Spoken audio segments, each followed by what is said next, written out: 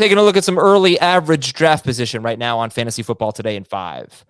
Ethan, I'm going to give you a few players that I think are interesting in terms of ADP, because one guy, Gabriel Davis, who has gained some weight apparently up to 227 pounds. Some people are taking him in round 4 in best ball, as you mentioned on a previous show. You might see him in round 5 or 6. His ADP is 75th overall. So he's going after Allen Robinson and Adam Thielen, just barely ahead of Hunter Renfrow, ahead of DeAndre Hopkins. I know you're not super high on Gabriel Davis compared to everyone else, but do you think 75th overall is an okay spot for him?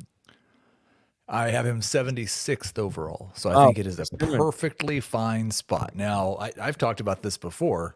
Like, if I have somebody ranked 75th and their ADP is 75th, I probably don't draft them very often, because there's probably, when we get to pick 75, somebody who I have ranked 55th who's still available. So even having him ranked right at ADP, I'm still probably not, that's not the guy I'm going to be drafting, but that's a good spot for him.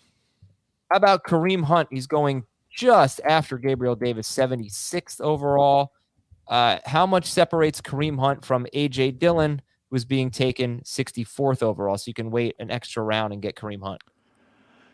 Yeah, I've got Hunt at 67th and Dillon at 72nd. So I think they're pretty close. I do have more confidence in Hunt if nobody gets hurt, and I have more confidence in Hunt if the other guy gets hurt. So I like Hunt more than Dillon with Jones and Chubb there, and I like Hunt more than Dillon as a league winner if Jones or Chubb got hurt. Does that make sense? Yeah. Why do you think Dallas Goedert is going 83rd and TJ Hawkinson and Dalton Schultz are going 66th? I think it's because of people like you. People are scared of pass volume and the arrival of A.J. Brown. And I like, my thought when I hear those ADPs is that Schultz and Hawkinson are going way too early or too early. And that's right about where I would like to take any of them. Russell Gage is a curious one to me. 108th overall. He's so tied to Chris Godwin, obviously. But what if Chris Godwin is healthy for week 1? Then when do you think Russell Gage should go in that scenario?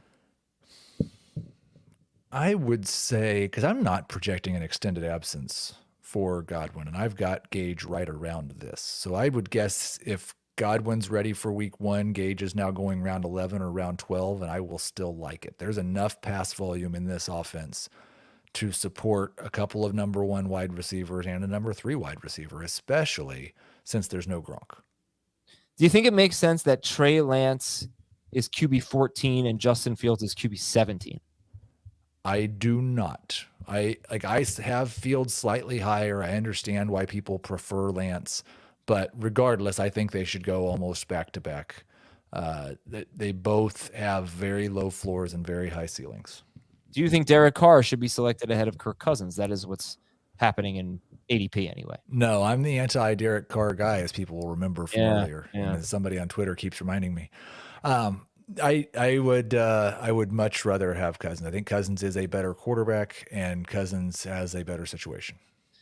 2 running backs going back to back who have never played it down in the NFL are Breece Hall and Travis Etienne. Who would you prefer?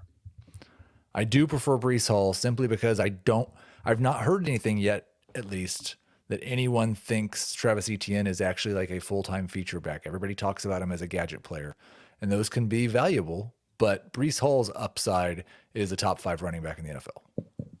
And the latest I heard on James Robinson was that he could come off the PUP list sometime during training camp. So, that's obviously a huge deal.